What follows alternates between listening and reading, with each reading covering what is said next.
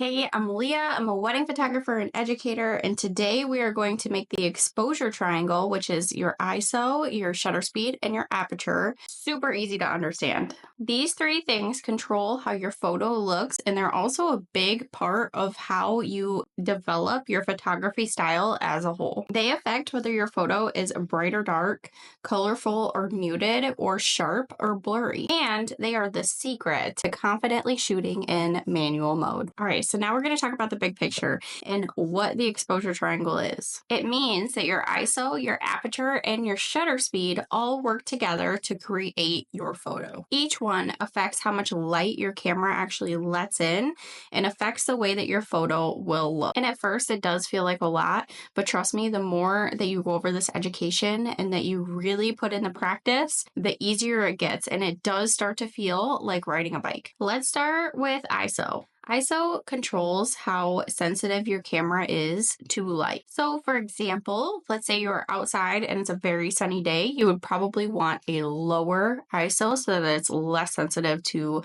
how bright it is outside. And if you're somewhere darker, you would want to have a higher ISO so that way your camera is more sensitive to the light around it and it can brighten things up and bring in that light to your image. But the higher your ISO, the more grain you may see in your images. So there is a balance to this. You want to be able to keep your ISO as low as possible while still allowing enough light into your photo. Now, I will say with today's cameras, they do handle ISO a lot better than they used to. So you should be able to go up a little bit higher than you used to, but you'd still want to be able to keep it as low as you can while keeping the image bright enough. And that's also where aperture and shutter speed come in as well. So it's kind of like a balancing act to create the perfect image. So that leads me right into my next one, which is aperture. So aperture controls two things. Number one is how much light is let into the camera. And number two is how blurry or how sharp the background is, which we call this depth of field. It's measured in f-stop numbers like f1.2 or f1.4, f1.8, f2.8, for example. So here's an easy way to think about it. A low f-stop, like f1.8, for example, would have a bigger opening, more light, and a blurry background, which is great for portraits. And a high f-stop, like f16, for example, would have a tiny opening, less light, and a sharp background, which is great for landscapes. So a quick tip to remember is the lower the number, the blurrier the background and more light is let in. And the higher the number, the sharper the background and less light is let in. And the last corner of the triangle is shutter speed. So shutter speed actually controls how fast your camera takes the image. So a faster shutter speed, like 1/1000, would freeze motion like running kids or sports or etc. And a slower shutter speed, like 1/30, for example, shows movement and blur. So maybe you want to capture a couple dancing and you want some blur in the photo, or you want some blur from a waterfall or spinning or etc. And just like ISO and aperture, it's all about balancing light as well. So the faster the shutter, the less light will be let in, and the slower the shutter, the more light will be let in. And it all ties back into how much light you are letting in. It is a balancing act between the three factors to create the image that you want. Okay, so now let's quickly recap before we pull everything together. So number one is ISO, is how sensitive your camera is to light. Two is aperture, and that's how much light you let in and how blurry your background is. And three is shutter speed, and that's how fast your camera takes the photo, which is either freezing or showing movement. And all of these settings work together, and the more that you practice, the easier that it gets.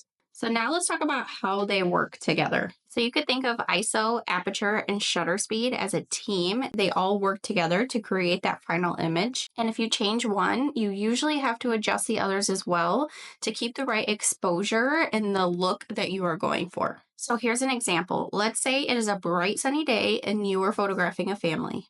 You'd probably use a low ISO because you'd have plenty of light since it's a bright sunny day. Now you might pick a low aperture like 2.8, for example, to keep a beautiful blurry background for those portraits, but also get everyone in focus. And since kids move fast, you'd probably choose a faster shutter speed, like 1/500, for example, to make sure that you freeze that movement. And then you'd adjust based on the light, movement, and style that you are going for.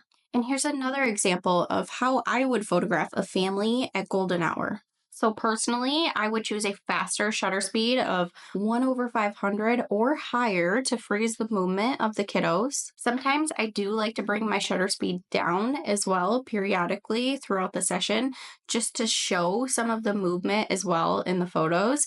But for the most part, I would choose 1/500 or higher. Now, if I was photographing 2 parents and 2 kiddos, I would probably start with a aperture like 2.8, but I would try to bring this lower as often as possible. However, to get all 4 in focus, especially if the kiddos are actually standing on the ground as well, so you want to make sure you get all 4 faces, I would start with a 2.8. And this would also keep that blurry background as well, but like I said, I would probably go lower as often as possible. And my ISO would probably be low, like 100, maybe 200, whatever best fit the beautiful soft light of that golden hour evening. But if the light were to change, or like I said, I wanted to show movement, or if I'm just photographing one of the kiddos or just the parents, then I would adjust those settings throughout the session. And one more example, and this is actually a motion blur example. Now, let's say that I'm photographing a couple and I'm having one partner spin the other around on a cloudy day. So if I wanted to freeze some of the movement from the spinning, then I would choose a higher shutter speed. But for this example, for motion blur, I would choose a lower shutter speed, like 1/125, for example. And since a slower shutter speed lets in more light, I would want to keep my ISO low. And then I might bump my aperture up to balance the exposure if it gets too bright. It's all about adjusting based on the look that you want for the session or for the photo. And an important reminder, there's no such thing as one perfect setting for every situation. You might see other photographers share their camera settings online, and while it's amazing to be able to learn from them and see what they would do in their situation, copying their settings won't always work because every location, time of day, and subject is different. So being able to learn to adjust for your specific moment and the look that you want can help make you a great photographer. And again, I know this feels overwhelming at first, but the more that you practice, the faster it will click. So go out and photograph your kids, your spouse, your pets, your backyard, nature, anything. You can adjust your settings and see what happens to your photo. Hands-on practice is truly the fastest way to understand the exposure triangle and to learn manual mode on your camera, especially if you're anything like me and you learn best by doing. Okay, so that is it for today's video, but a final takeaway is if you adjust one setting, you will probably need to adjust the others to be able to balance the exposure. And it's all about balancing light, motion, and style. And that's what makes your photography unique. And every time you practice, you are not just taking photos, you are building your photography style. I hope this helped you see ISO, aperture, and shutter speed in a way that really clicks. And the more that you practice, the easier it gets, and the more that your photos will feel like you. And if you're looking for more resources to help you grow faster, I have some freebies linked in the description below. They are tools to help make your photography journey even easier. And if this video helped you, I would love if you hit the like button and subscribed. And thank you so much for being here. And until next time, keep building what you love.